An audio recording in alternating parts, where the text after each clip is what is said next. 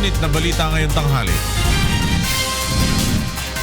5 high-profile inmates na tetestigo sa drug-related cases ni Senator Leila De Lima binigyan na ng full coverage sa Witness Protection Program. SPO3 Arthur Las Cañas na manoy leader ng Davao Death Squad kinumpirma ang mga pahayag ni Edgar Matubato hinggil sa siyere ng mga pagpatay noong alkalde pa ng Davao City si Pangulong Duterte.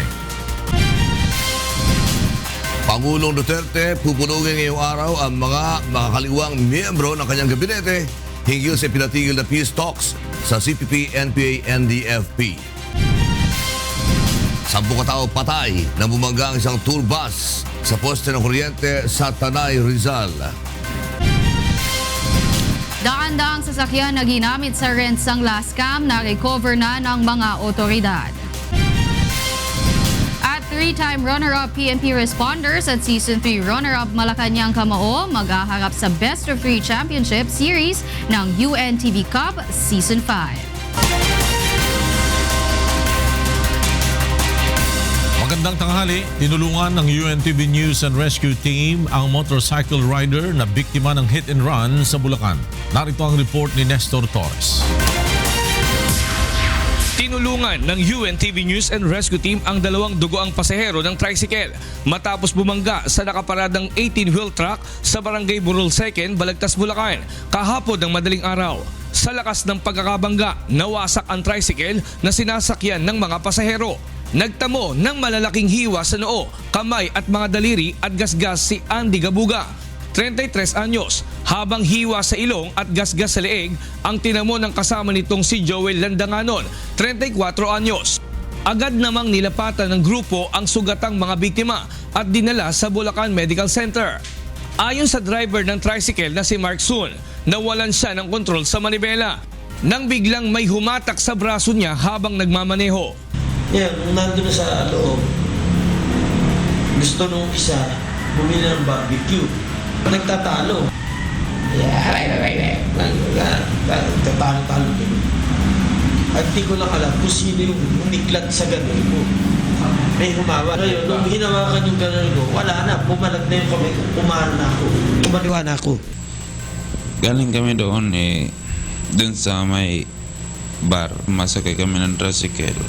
Iyon ang na-disgrasya tuloy kami. Pasalamat po ako po sir sa tumutulong sa akin. Sa ngayon, nananatili sa kustodiya ng Balagtas Municipal Police Station ang tricycle driver. Nestor Torres, UNTV News and Rescue, Bulacan. Nilapatan ng Pangunang Lunas ng UNTV News and Rescue ang 2 sakay ng motorsiklo na nasugatan matapos na bumangga sa isang kotse sa Legazpi City, Albay. Narito ang report ni Alan Manansala. Tinulungan ng UNTV News and Rescue ang 2 lalaking sugatan matapos bumaliktad ang sinasakyang tricycle sa Barangay Bugtong, Legazpi City, Albay kahapon ng umaga. Kinilala ang mga biktima na si Cleopas Perez, driver ng tricycle, at ang sakay nito na si Renante Blase. Ayon kay Mang Cleopas Perez, hindi niya napansin ang kotse na bigla umanong lumabas mula sa isang compound sa Diversion Road.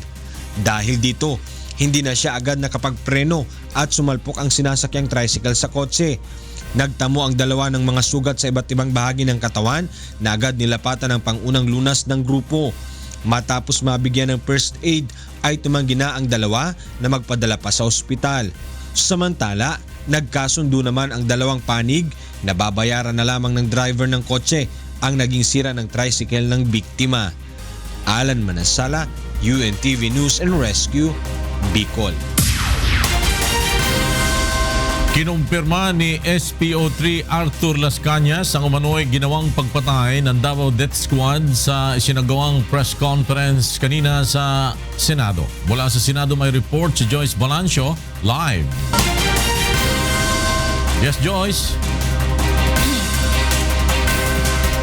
Magandang tanghali sa iyo, Flor. Humarap nga sa isang press conference dito sa Senado si SPO3 Arthur Las Cañas kung saan nagsagawa sa floor ng public confession patungkol sa pagiging miyembro niya ng DDS o Davao Death Squad, pati na rin ang mga ginawang pagpatayan niya ng grupo noon sa Davao City.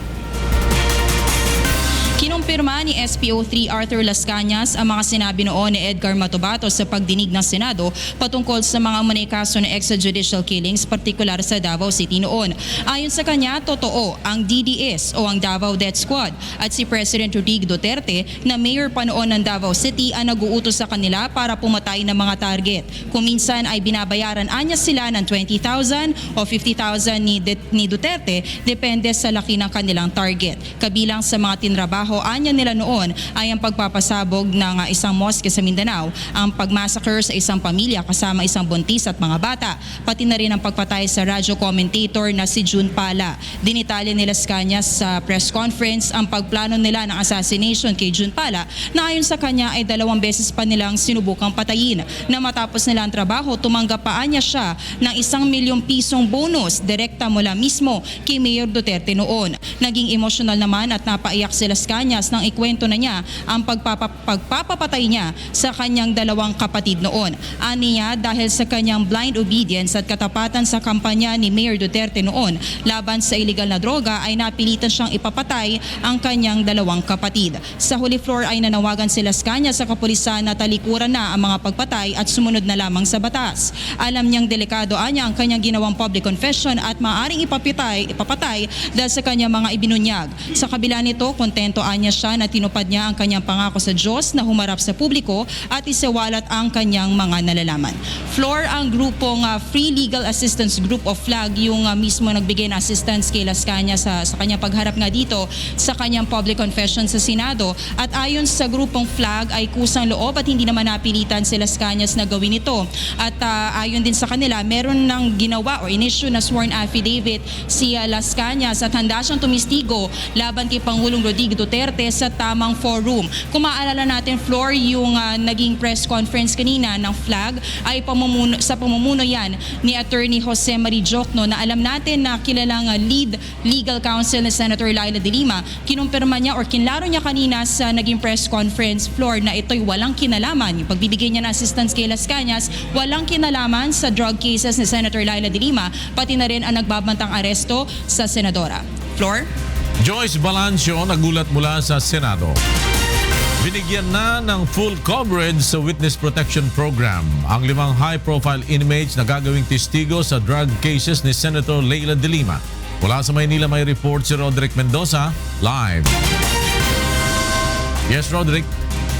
Loro, kinumpirma ni Justice Secretary Vitaliano Aguirre na binigyan ng full coverage sa Witness Protection Program ang gagawing testigo ng DOJ sa mga drug cases ni Senador Laila de Lima.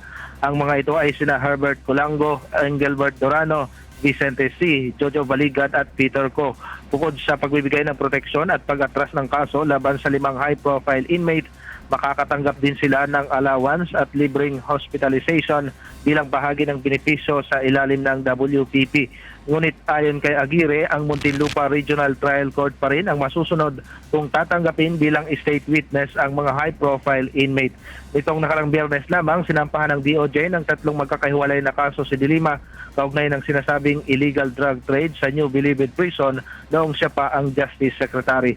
Nakatakdang i-raffle ang mga kaso sa Muntinlupa RTC mamayang hapon. Lor? Roderick Mendoza nagulat mula sa Maynila.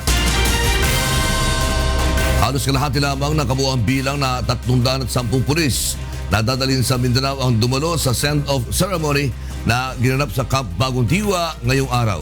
Mula sa Taguig City, may report si Aiko Miguel, live. Yes, Aiko.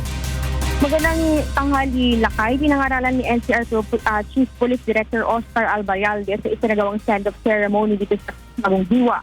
Dito sa Taguig ang mga napiling pulis sa NCR nang may pila ng question sa mga ito kung bakit sila ililipat sa Basilan. 73 lang dito ang mga dumalo ngayong umaga mula sa 310 na kabuang bilang ng mga pulis na may questionable record. Payo ni NCRPO Chief Director Oscar Albayalde na patunayan ng mga ito na handa silang makipagtulungan sa pamahalaan at ipakitang magtatapat sa kanilang serbisyo. Ayon pa kay Albayalde, ang pagpapadala sa mga ito sa ibang lugar ay bahagi ng kanilang training bilang mga alagad ng batas. Partikular ang mga ito ay dadalhin sa Basilan bukas ng umaga. Pinababalik naman sila mamayang alas 10 ng gabi, dala ang lahat ng kanilang mga gamit maliban sa long firearm na iiwan dito sa National Capital Region. Aalis naman sila ng alauna ng madaling araw mula sa Camp Bagong Diwa patungong Villamor Air Base. Sasakay ang mga ito ng C-130 at nakatakdang umalis dito sa NCR bukas ng alas 5 naman ng umaga. Kung ano ang uniformeng suot nila ngayong araw ay ang uniforme nilang susuotin din patungong Mindanao. Nilinaw naman ni Albayalde na lahat ng kasama sa listahan ay dumaan sa proseso at validation. Lakay pinabulaanan din ng NCRPO chief na may nangyaring bayaran, kaya ang ilan sa mga ito ay natanggal sa listahan. Yan muna ang latest live. Balik sa iyo, Lakay. Maraming salamat, Aiko Miguel. Nag-uulat mula sa Taguig City. Bubuo ang Armed Forces of the Philippines o AFP ng task force na susuporta sa Philippine Drug Enforcement Agency o PDEA sa kampanya laban sa ilegal na droga. Sinabi ni AFP Chief of Staff General Eduardo Anyo na ang task force ay katumbas ng isang batalyon na umaabot sa 3 hanggang 800 sundalo. Nire-review na ang Memorandum of Agreement para sa pagsasanib ng pwersa ng mga sundalo at PDEA. Ang executive order na lamang ni Pangulong Rodrigo Duterte ang hinihintay ng AFP upang ipatupad ito. Nag-usap na rin kami na we can start actually doing operation kung meron ng mga target package. But as I said, the armed forces will always be on the support role. Umaabot na sa 30 engkwentro at 40 miyembro ng New People's Army ang na-neutralize ng militar mula ng magdeklara ng all-out war ang pamahalaan laban sa NPA. May report si Grace Casin. Katong ilang mga leader nga gibuhian ako nga niadto sa Oslo. Ano na kong militar karon sa immigration to be on the lookout. Aristohin ninyo sila ulit. 2 linggo na ang nakalipas mula nang ipag-utos ni Pangulong Rodrigo Duterte ang pag-aresto sa mga miyembro ng Communist Party of the Philippines, New People's Army, National Democratic Front o ang CPP, NPA, NDF. Sa ngayon, umabot na sa 30 engkwentro ang naganap sa pagitan ng militar at mga rebelding NPA. 40 NPA rebels naman ang na-neutralize ng mga sundalo. We are intensifying our operations more on the CPP-NPA to, alam mo, kailangan dito both military pressure on our side and social pressure from the non-military side. Sa kabila naman ng mga engkwentro, hindi pa rin nawawala ng pag-asa ang sandatahang lakas ng bansa na muling may pagpapatuloy ang usapang pangkapayapaan. Kami naman, hindi naman kami nakasara sa peace negotiation, the armed forces. Siguro more than anyone, kung sino man yung meron gusto ng peace, yung mga sundalo natin. Samantala, maliban sa mga rebelding NPA, patuloy rin ang operasyon ng militar laban sa mga bandidong grupong Abu Sayyaf Group. Masusing binabantayan ngayon ng AFP ang Sulu, Tawi-Tawi at Lanao del Sur kung saan madalas magkaroon ng kidnapping incidents. Ayon sa AFP, hindi man nila tuluyang maubos ang teroristang grupo, nais nilang mapahina ang kanilang puwersa at tuluyang mapasuko sa pamahalaan. We still have 4 months to go. But kung kaya natin matapos less than 6 months, hindi naman yan kinakailangang maubos sila lahat eh. Yung tinatawag natin strategic victory. Yung the momentum is on our side and they will lose their will to fight and eventually some of them will lie low, some will surrender. Nagpapasalamat naman ang sandatahang lakas ng bansa sa suporta ni Pangulong Rodrigo Duterte, lalo na sa pagbibigay nito ng pagkilala sa mga sundalong nasusugatan at nasasawi sa pakikipaglaban para sa bayan. Grace Casin, UNTV News and Rescue, Baguio City. Makikipagpulong si Pangulong Rodrigo Duterte sa mga makakaliwang miyembro ng kanyang gabinete sa Malacanang mamayang gabi. At mula sa Malacanang, may report si Rosalie Coz live. Magandang tanghali sa iyo, Rosalie.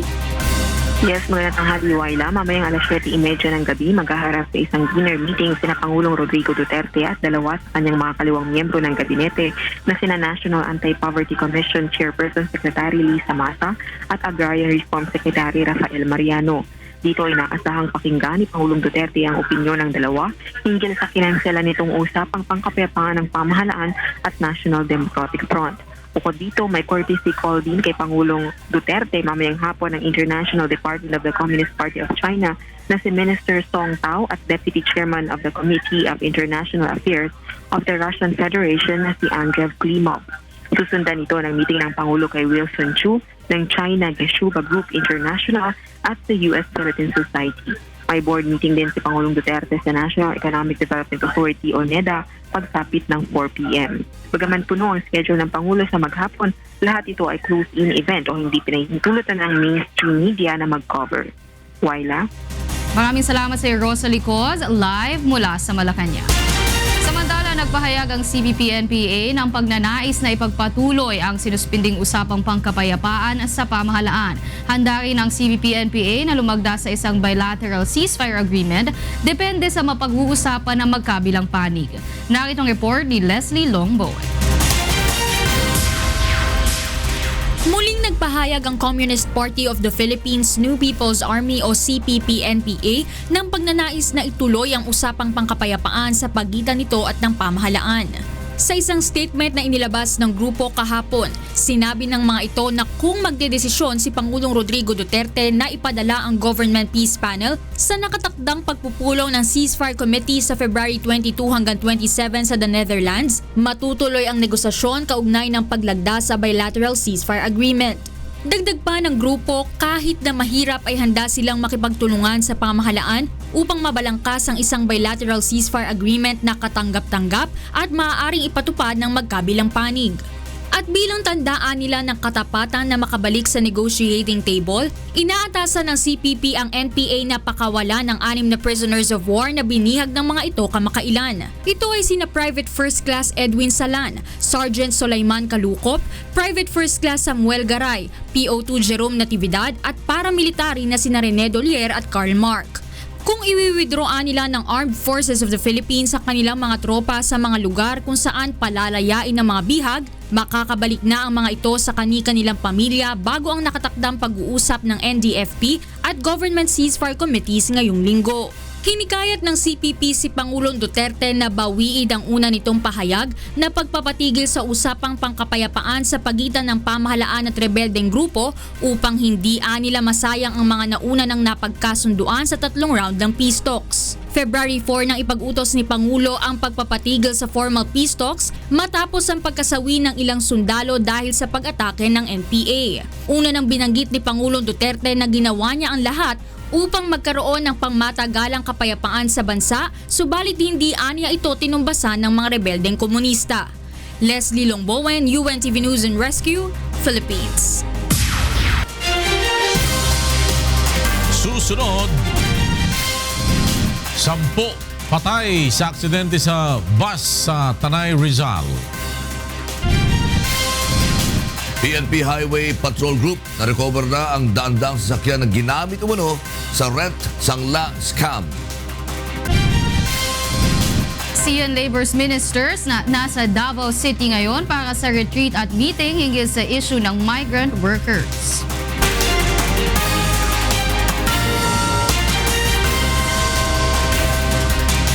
Aabot na sa 10 ang patay sa aksidente ng isang tourist bus sa Tanay, Rizal. Mula sa Tanay, Rizal, may report si Jenica Cruz live.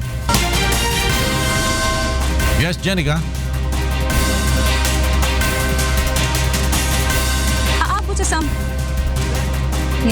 Aabot sa 10 estudyante ang nasawi matapos bumangga ang isang pampasaherong bus sa poste ng kuryente malapit sa Magnetic Hill, Peligro Farm, City of Bayucan, Barangay Sampaloc, Tanay, Rizal. Pasado alas 8 kaninang umaga. Ang Panda Coach Bus ay may hululan na mahigit 50 pasahero ng mga estudyante ng Besling College, Novaliches. Maliban sa mga nasawi, marami rin ang nasugatan sa aksidente na agad na dinala sa Rizal Provincial Hospital at Tanay Regional Hospital. Kabilang sa mga nasa kritikal na kondisyon ang driver ng bus na kinilala si Julian Lacorda Jr. Napagalaman na expired na rin ang lisensya ni Lacorda. Ayon sa training and admin officer ng Tanay Rizal, nakontak na nila ang ilan sa mga pamilya ng mga nasawing estudyante. Patungo sana ang mga estudyante sa isang camping sa isang resort sa Tanay nang mangyari ang aksidente. Ayon sa ilang saksi, nakita nila na mabilis umano ang takbo ng bus pababa sa Magnetic Hill. Sa inisyal na investigasyon, nawalan umano ng preno ang bus kung kaya't bumangga ito sa poste ng kuryente. At yan muna ang ating update mula dito sa Tanay Rizal. Balik sa inyo, Flor. Jenica Cruz, nagulat mula sa Tanay Rizal. Ipinresenta ng PNP Highway Patrol Group ang mga na-recover na sasakyan na naipasok sa rent sangla scam. Mula sa Kamkrame, may report si Mon Hokson live. Yes, Mon. Yes, Lord, patuloy na pinaghahanap ng Philippine National Police ang ilang pang mga personalidad na sangkot sa rent ng scam. Sa ngayon, isa sa 4 na suspect ang nahuli na. Makakasuhan ng suspect ng large-scale estafa at hindi pa hinulutang makalabas ng bansa. Ang rent-sangla ay isang modus na kung saan ang mga bagong sasakyan ng mga biktima ay pinapalitaw na pinaparentahan sa mga kumpanya, subalit sinasangla pala sa ibang tao sa malaking halaga. Sa mga nagparenta ng mga SUV, kikita ang may-ari ng 46,000, habang ang mga sedan naman ay 25,000 to 26,000 buwan-buwan. Sa mga unang buwan, maayos na nababayaran ng mga biktima, subalit pumapalya na kalaunan. Ayon kay PNP Chief Ronald Bato de la Rosa, may tuturing na isang economic sabotage ang ginagawa ng mga operator ng rent sangla scam dahil sa bilyong pisong kinikita ng mga ito sa kanilang mga biktima. Dagdag de la Rosa, matindi ang sindikato dahil marami sa kanilang mga biktima ay mga pulis na pag-aakalang lehitimong car rental business ang kanilang pinasok.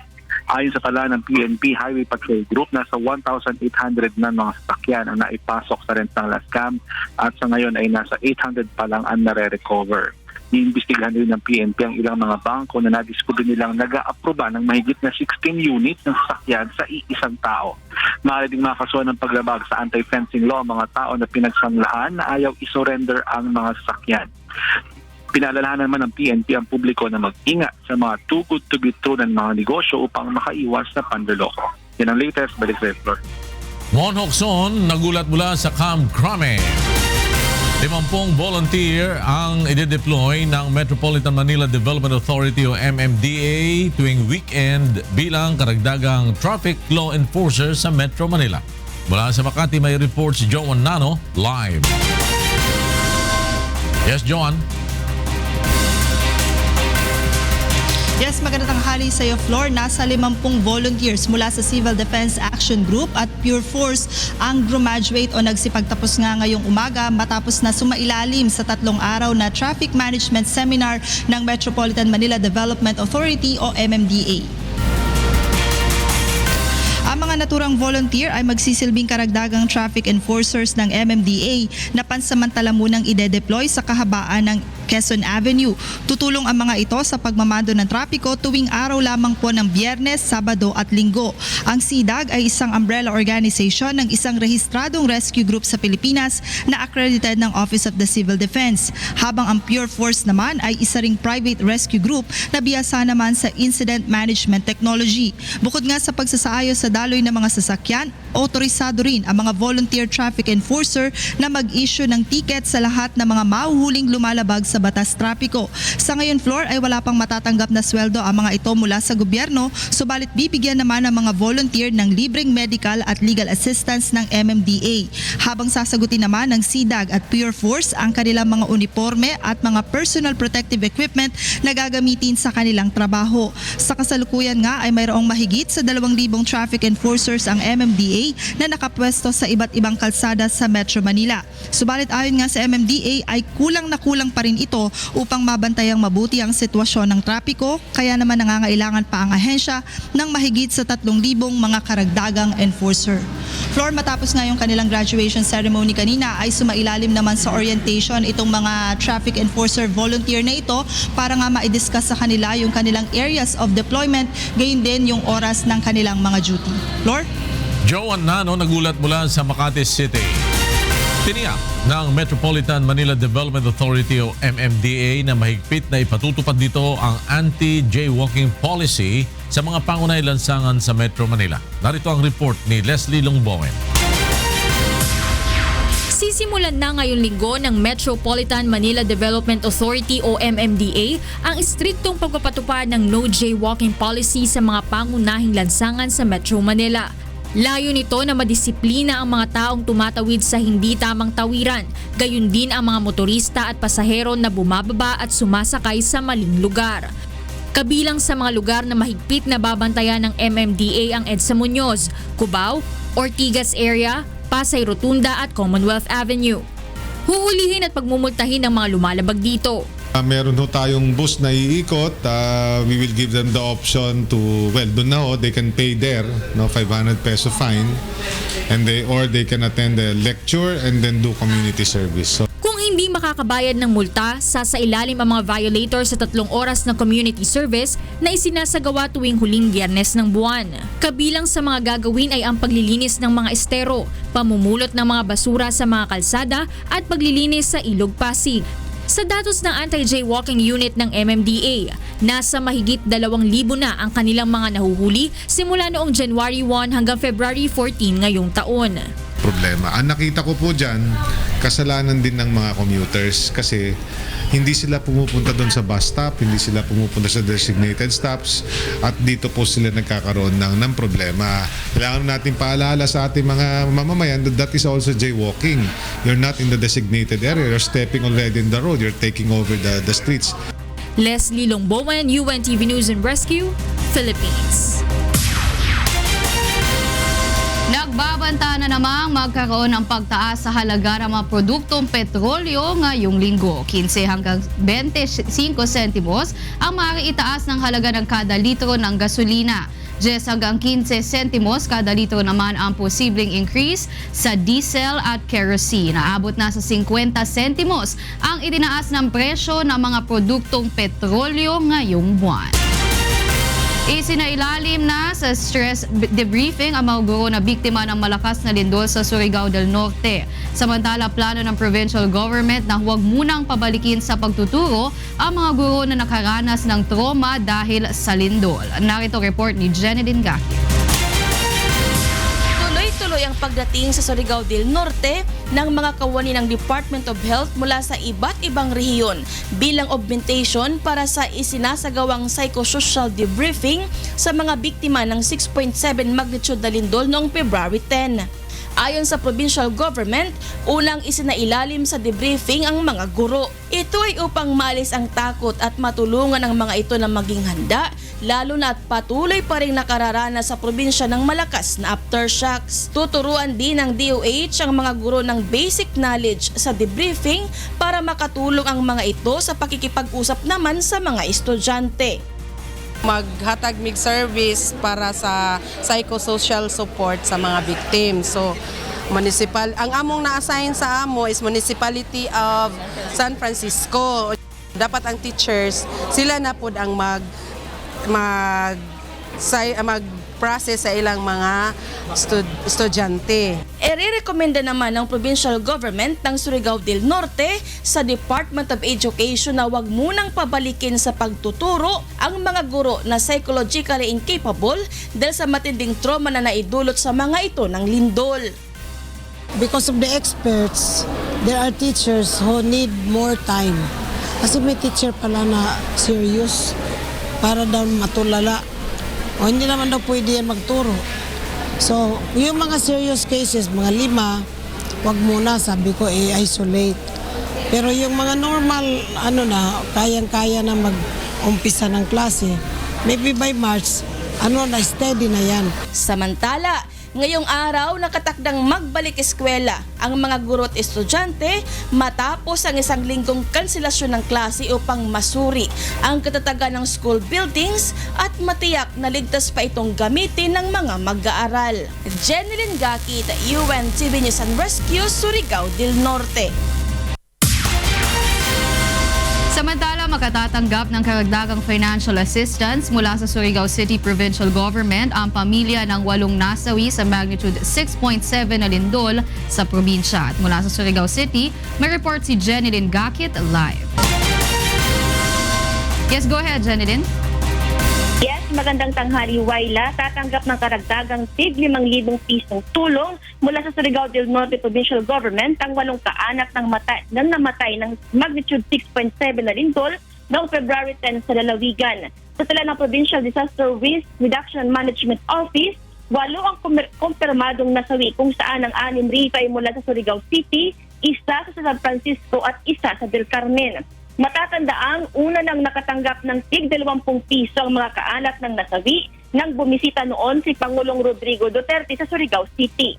Nag-abot rin ng tulong ang Department of Social Welfare and Development ng tig 5,000 piso at food packs bilang karagdagang tulong sa pamilya ng biktima ng lindol.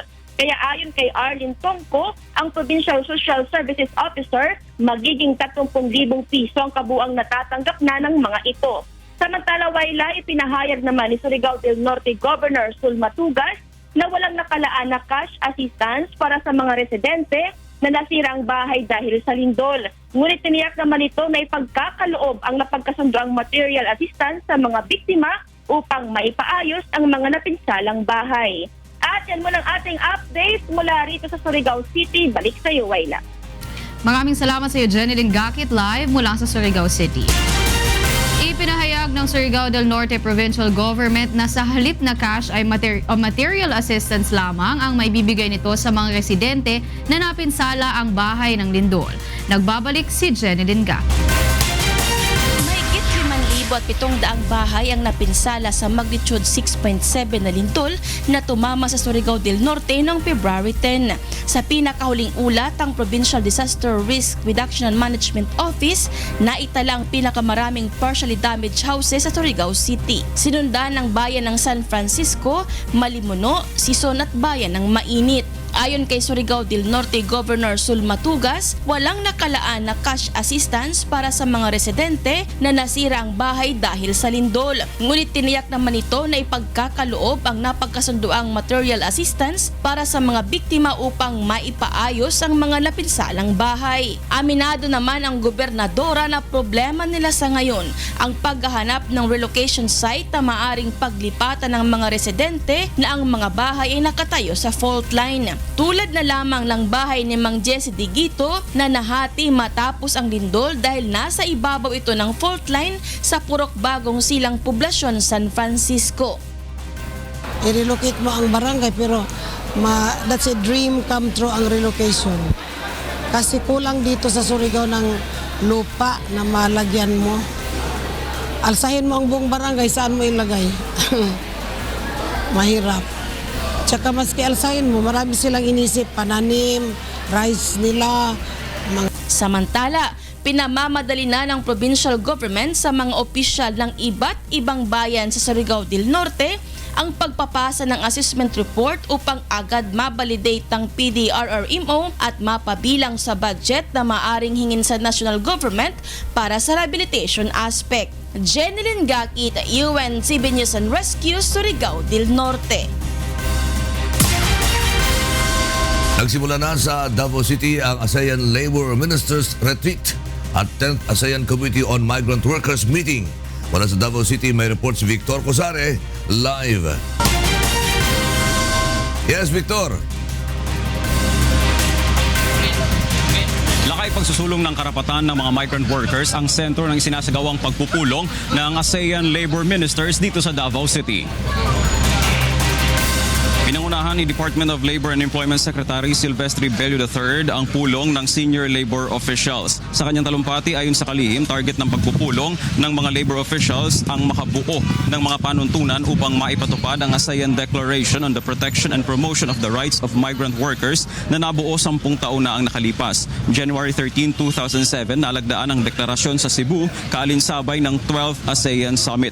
Ilan sa mga nakasaad sa naturang deklarasyon ay isusulong ng mga ASEAN member countries ang maayos, makatao, produktibo at marangal na hanap buhay para sa mga migrant workers at ang pagpapatupad ng mga hakbang upang mapigilan ang smuggling at human trafficking. Ayon kay Secretary Bello, target na matapos at maisumite ang resulta ng pulong bago ang ASEAN Leaders Summit sa Abril. Ibinida naman ang kalihim sa ibang mga delegado ang Davao City bilang hometown din ng chairman ng ASEAN para sa taong ito na si Pangulong Rodrigo Duterte.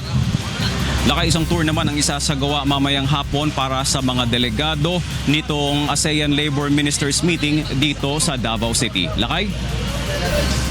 Maraming salamat, Victor Cosare, nag-uulat mula sa Davao City.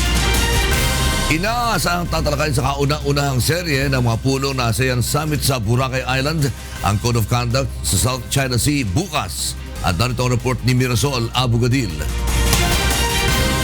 Isasagawa na bukas sa Boracay Island sa Aklan ang unang pagpupulong ng mga kinatawan ng mga bansang kasapi ng Association of Southeast Asian Nations bilang bahagi ng ASEAN Summit 2017 sa ilalim ng Philippine Chairmanship. Dadaluhan ang ASEAN Ministerial Meeting Retreat ng mga foreign minister at senior officials mula sa bansang Brunei, Cambodia, Indonesia, Laos, Malaysia, Myanmar, Singapore, Thailand at Vietnam at maging ng Secretary General ng ASEAN. Ayon kay Department of Foreign Affairs spokesperson Assistant Secretary Charles Jose, bukod sa community building efforts, kabilang sa main agenda sa pagpupulong ang usapin sa South China o West Philippine Sea dispute. Generally, basically, dalawa yung major agenda items. Yung una, discussion on community building efforts ng ASEAN. Yung second major agenda item, magkakaroon sila ng discussion o exchange of views on regional and global security issues of common interest and concern. So under this agenda item, maaaring pag-usapan ng South China Sea issue, yung DPRK. Una nang inihayag ng DFA noong Enero na target ng ASEAN leaders na mabuo ngayong taon ang Code of Conduct sa South China Sea upang mapababa ang tensyon sa pinag-aagawang teritoryo. In-expect natin na mag-express ng commitment yung ASEAN towards yung maintaining peace and security and stability dito sa South China Sea at reaffirmation ng commitment ng ASEAN towards yung full and effective implementation ng Code of Declaration of the Code of Parties, yung 2002 DOC, at yung commitment din ng ASEAN towards the early conclusion ng negotiations nitong legally binding Code of Conduct. Maliban sa Pilipinas, claimants din ng South China Sea na inaangkin ng China ang Brunei, Malaysia, Taiwan at Vietnam. Noong October 2015, pinabura ng Permanent Court of Arbitration sa The Hague, Netherlands ang petisyon ng Pilipinas laban sa China kaugnay ng sea dispute at sinabing may jurisdiction ito sa kaso. Ngunit sinabi ni Pangulong Rodrigo Duterte noong nakaraang taon sa pagbisita nito sa China na hindi muna nito igigiit ang tribunal decision at bubuksan ito sa tamang panahon. Samantala, bukod sa issue ng maritime dispute, prioridad din ng ASEAN 2017 ang pagpapanatili ng kapayapaan at katatagan sa rehiyon, paglaban sa terorismo at iligal na droga, pagiging disaster resilient at pagpapaunlad sa ekonomiya. Mirasol Abugadil, UNTV News and Rescue, Philippines. At ngayon naman, alamin natin ang mga balita mula sa iba't ibang panig ng Pilipinas. Ihatid ng ating kasambahay na si Deb Riveral, live mula sa Cebu City. Payong udto, Deb! Yes, daghang salamat lakay ug maayong udto sa atong mga kasangbahay. Aniya na ang mga balita gikan sa nagkalain-laing dapit sa Pilipinas. Nangayo og hustisya ang pamilya sa tiguwang nga lalaki sa Bulacan nga namatay human giingong gituyo kini og paligsan tungod sa away sa yuta. Kini ang report ni Nestor Torres. Nailibing na noong Sabado ang 78 anyos na si Jesus Faderanga. Ang biktima ay nasawi matapos umanong sadyaing sagasaan ng motorsiklo sa Santa Cruz 5, San Jose del Monte, Bulacan noong nakaraang linggo. Kinilala ang suspect na si Nilo Marquez, 43 anyos, na agad na tumakas matapos ang insidente. Kaya naman hiling ng pamilya ng biktima, hustisya para kay Mang Jesus. Ayon sa asawa nito na si Aling Carmelita, matagal nang may banta ang suspect sa buhay nila dahil sa pwesto sa lupa na pilit umano nitong kinukuha. Gusto ko makulong siya para pagbayaran yung ginawa niya sa asawa ko. Gusto ko nga nagreklamo ko sa kanila dahil uling lang ang tinda namin, wala naman kaming kinikita na malaki. Dapat pinagbayanan sa amin yan. Hindi talagang inaano kami, inuusig kami lagi. Umalis na kayo dyan. Pag hindi pa kayo umalis dyan, papatayin ko kayo.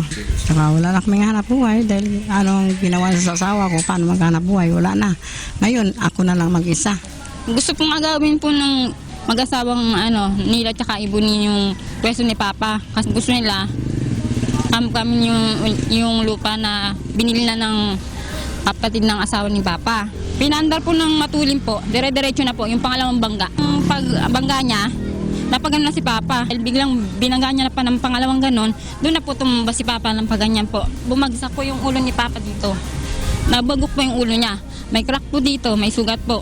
Nitong Biyernes, nasampahan na ng kasong murder si Nilo Marquez. Nangako naman ang pulisya na gagawin ang lahat upang madakip ang suspect na dati ring nakulong dahil sa murder case. Nilo, bata-bata sa kanya, hindi niya kaya kung magtatalo. Dinala niya sa barangay yung sana yung usapin. Sinadya niyang sagasaan dahil sinagasaan niya ng 2 beses. Kanya pinailan natin siya ng murder. Murder ang nakita kong kaso ng tao na yun. Hinanap po natin yung tao kung saan siya natin maaaring mahanap sa kanyang mga kamag-anak, sa kanyang pamilya. Kaya lang talagang hindi na ho natin makita. Umaasa naman ang pamilya Padaranga na madakip ang suspect sa lalong madaling panahon upang pagbayaran ang krimeng ginawa nito. Nestor Torres, UNTV News and Rescue, Bulacan.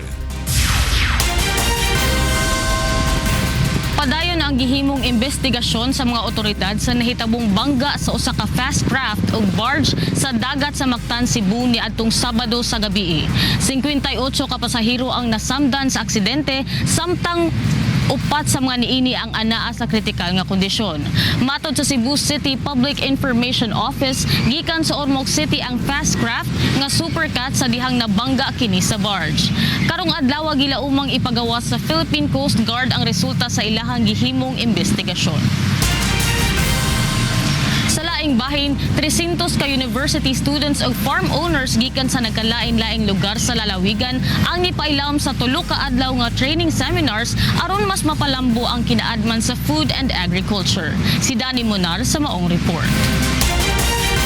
Sa layuning labanan ang kahirapan at maitaas ang antas ng kabuhayan ng mga magsasaka at mangingisda sa bansa, isang Food and Agricultural Advocacy Symposium ang isinagawa sa Cabanatuan City, Nueva Ecija.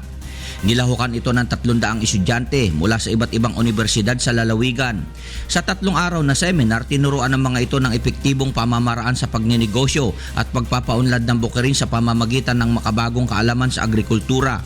Nueva Ecija po kasi ang rice granary of the Philippines. So tamang-tama po yung pagiging konekta ng seminar namin sa farm tourism. So we have to make agriculture interesting. May farm tourism, may farm school, at maraming bagay. Para nang sa gano'n, yung mga kabataan, they will find it a better alternative livelihood than going to the city and working for companies. Samantala, may alok naman ang Villar Sipag Farm School na libreng training sa mga interesado sa pagtatanim at pag-aalaga ng mga gulay at iba pang mga pananim. Partikular na hinikayat ang mga kabataan na kumuha ng agri-courses at training workshops na makakatulong upang mas lumawak pa ang kaalaman. Nag-agree ako dun sa sinabi ni Senator Cynthia Villar na yung pong mga kabataan ngayon ang dapat na ma-involve dito po sa ating tinatawag na farm tourism. Kasi po, by 2050, sabi niya, mawawala na ng farmers kapag hindi tayo nag-engage. So yun yung moral responsibility ng generation natin ngayon na ipasa na ito doon sa mga kabataan para sa ating mga apo at sa mga susunod na henerasyon para may kakainin sila. Bukod sa mga estudyante, kabilang din sa sumailalim sa training seminars ang mga farm owners sa lalawigan. Danny Monar, UNTV News and Rescue, Nueva Ecija. Ang mga balitang atong gitutukan gawas sa kauluhan. Gikan dinhi sa Cebu City, balik din ha sa inyo lakay. Daghang salamat, Deb Riveral. Susunod, 3-time runner-up PNP Responders at Season 3 second place finish Malacanang Kamao. Paghaharap sa kampyonato ng UNTV Cup Season 5. At sa ating serbisyong kasangbahay, may higit sa 300 inmates sa Cavite Municipal Jail na bigyan ng serbisyo sa Medical and Dental Mission ng UNTV at MCGI.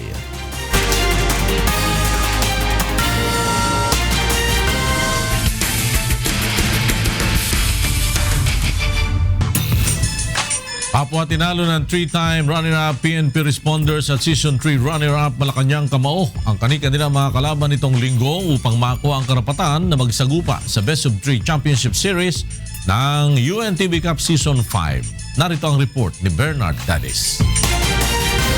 It's an overtime or a 3. And it is over! The PNP with a cup-revealing victory! Sa ika-4 na pagkakataon, muling tatangkain ng PNP Responders na makuha ang kampyonato sa Liga ng mga Public Servant, ang UNTV Cup. Ito'y matapos na patumbahin ng 2-time champion Judiciary Magis sa kanilang do-or-die game sa semifinals kahapon sa Pasig City Sports Center sa impresibong 74-72 win. Hindi naging madali ang kampanya ng PNP na gumapang ng husto mula sa 12 puntos na abante ng Judiciary Magis sa first quarter, 32-20. 9 na puntos sa second quarter, 49-40 at 12 puntos muli sa third quarter, 64-52.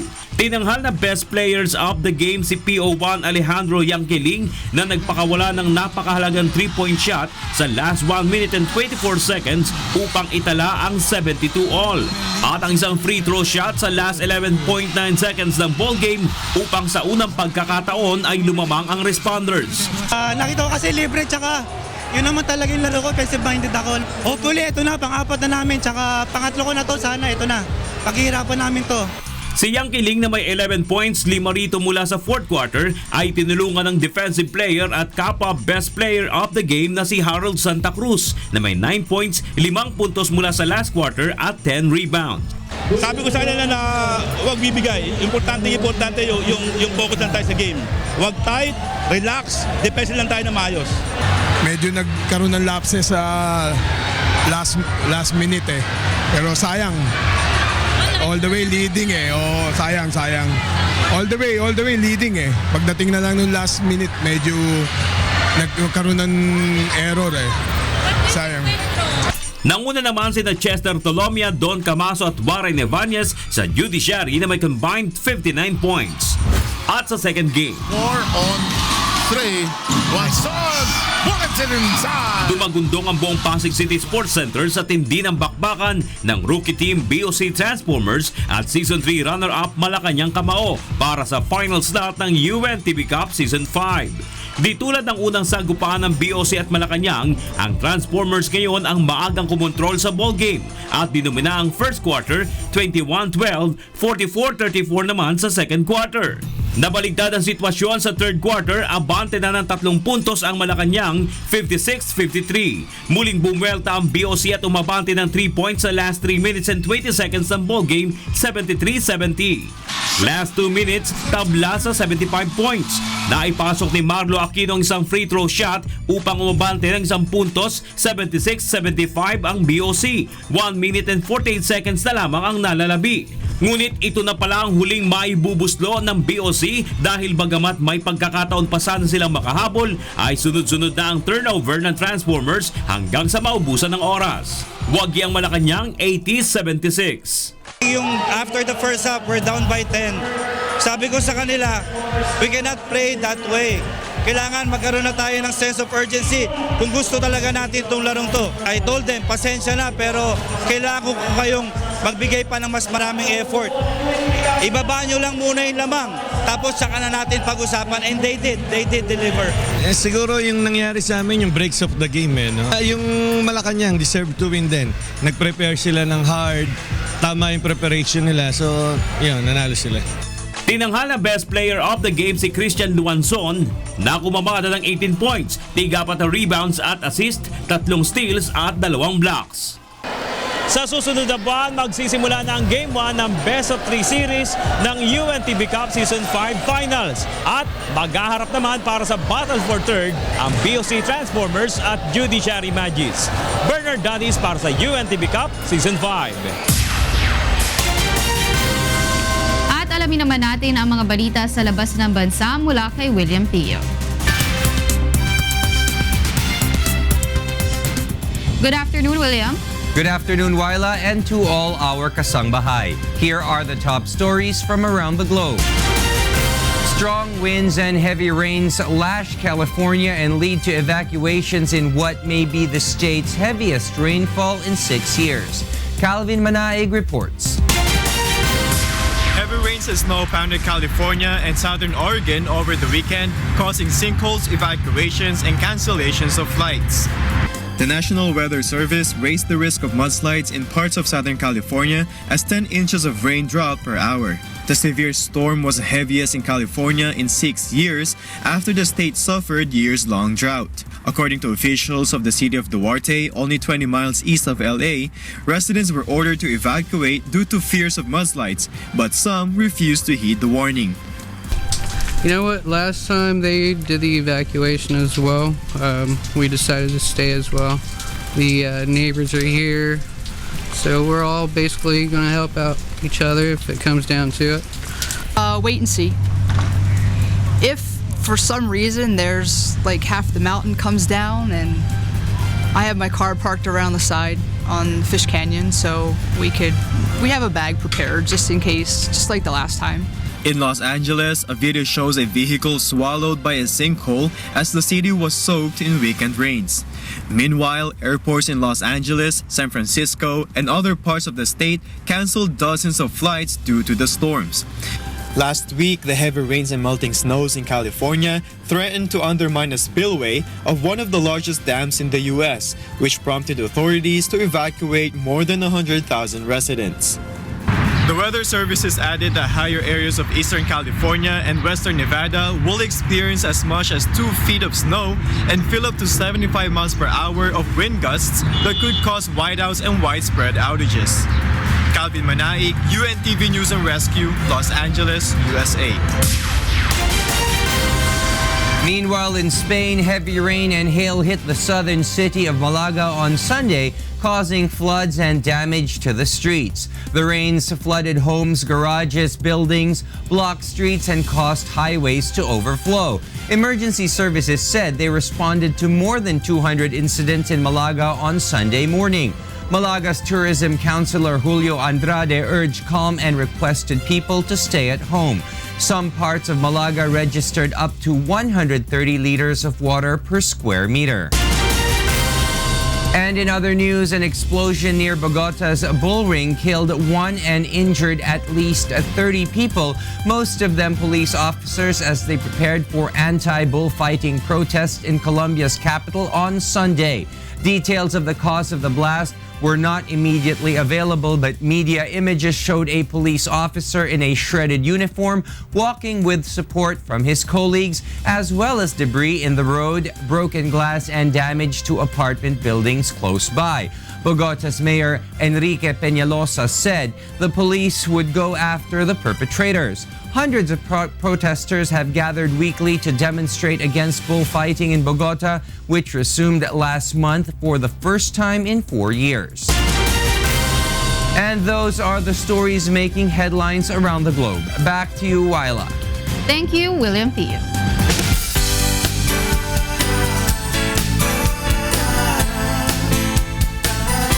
Mahigit sa 300 inmates sa Naik, Cavite Municipal Jail ang napaglingkuran ng libreng medical and dental mission ng UNTV at Members Church of God International. Narito ang report ni Randy Forastero. Iba't ibang uri ng karamdaman ng idinadaing ng mga inmates sa Naik, Cavite Municipal Jail, tulad na lamang ng ubo, sipon, lagnat at sakit sa balat. Hindi naman maiiwasan na magkahawaan ng sakit ang mga ito dahil sa nasa 360 ang nagsisiksikan sa kulungan. Karamihan naman sa mga detainee ay matagal ng problema ang mga sirang ngipin, kaya laking tuwa ng mga ito nang magsagawa ng libreng medical at dental mission ang UNTV at Members Church of God International. Yung sa dental po, maganda po yung nila kasi mas marami po dito yung karamihan na nasakit po ang ngipin na kailangan po talaga ng dental assistant, yung kailangan po mabunutan na ho ng ngipin. Yung hindi nila na nung nasa laya sila ngayon, nabibigyan sila ng assistant dito sa loob ng jail. Gawa ho ng UNTV. Ayon sa assigned nurse sa Naik, Cavite Municipal Jail, bihirang magkaroon ng medical mission sa lugar. Hindi rin madali na maglabas ng inmate upang dalhin sa ospital. Kaya nagpapasalamat sila sa serbisyo publiko na hatid ng grupo. Napakalaking tulong po ng nagawa niyong medical mission ngayon. Nagawa nung isipin niyo ho, marami silang nakakapagpa-check up. Kung sa normal situation po, talagang kailangan po nila mag-provide muna ng court order for medical check up bago po sila makalabas. So ganitong sistema po is napakalaking tulong po para sa amin po nito. Especially po sa mga nakapit. Sa kabuuan, umabot sa mahigit 300 ang napaglingkuran sa general check-up at libreng bunot ng ngipin. Meron din nabigyan ng libreng gamot para sa karamdaman at vitamins naman upang lumakas ang resistensya. Lubos naman ang pasasalamat ng mga ito sa tulong na ipinagkaloob ng UNTV at MCGI. Maraming salamat po kay Brother Eddie Soriano at nabigyan ho kami ng pagkakataon na matulungan nyo sa po ng mga kasama dito sa loob. Malaking tulong po ito sa pangkalusugan po nila. Gawa nung yung iba kasi walang dalaw. Yung iba naman napabayaan na kanila mga kamag-anak. So napakalaking tulong po nila po para sa amin. Randy Forastero para sa Serbisyong Kasambahay. At yan ang mga balita ang aming tinutukan at inaksyonan. Dahil sa aming pagbabalita, una ang pagkalinga sa kapwa. UNTBC News, may balita sa mga panig ng daigdig. Magandang tanghali.